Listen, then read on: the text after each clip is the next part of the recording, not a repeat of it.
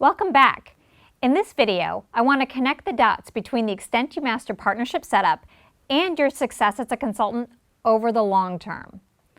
So let's say you get a prospect to call you, and they're seeking your help to design and deliver a training program to help reduce conflicts on the production floor.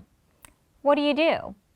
One approach could be that you spend that initial time with your prospect discussing what type of training they hope that you can deliver and for how many people and what they hope to gain out of it and so on and so forth.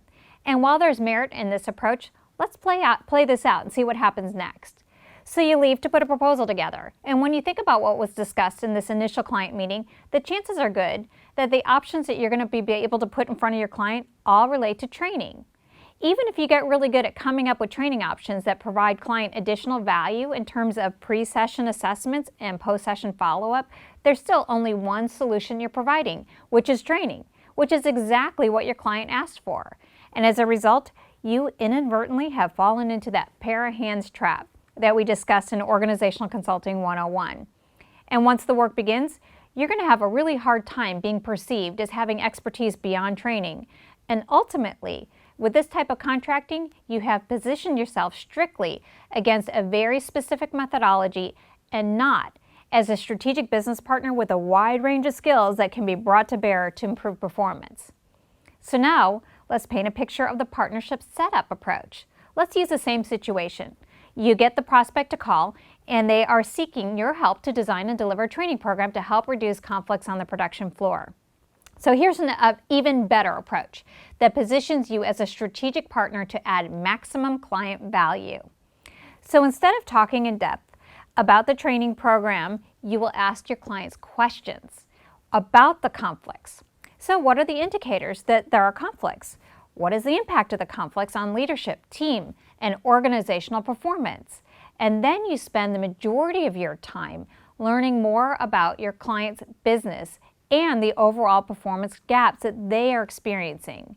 So what's already happened is that your prospect is well on their way to becoming your client because you provided real value to them already.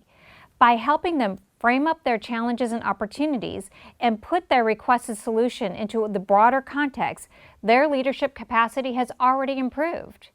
And then play out what happens next. So when you write a proposal, you'll probably include some solution to resolve the knowledge and skill gaps, but you will have a wider playing field to work from because now you understand the business performance gaps. And you could think about not how your skillfulness in a particular methodology can be brought to bear, but rather how your expertise on the whole can be leveraged. You have just transitioned a 5-figure request for services into a 6-figure consulting gig because you can suggest higher value options that simply command more money. And the result of effective partnership setup is proper positioning of yourself as a consultant and your expertise against improving organizational performance.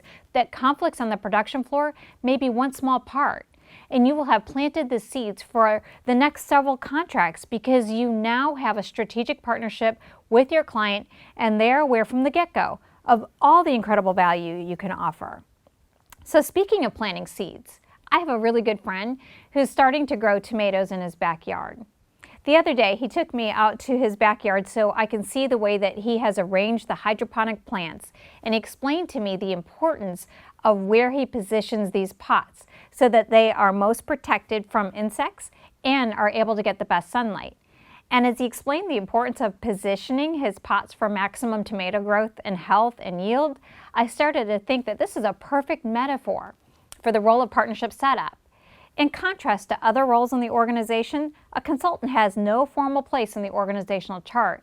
The role they play is completely determined by how they position themselves and their expertise. And that's how they gain maximum value, maximum compensation. Hopefully by now you can see the connection between your mastery of partnership setup and your potential as a consultant. Join me in the next video where we will review the 3 phases of partnership setup.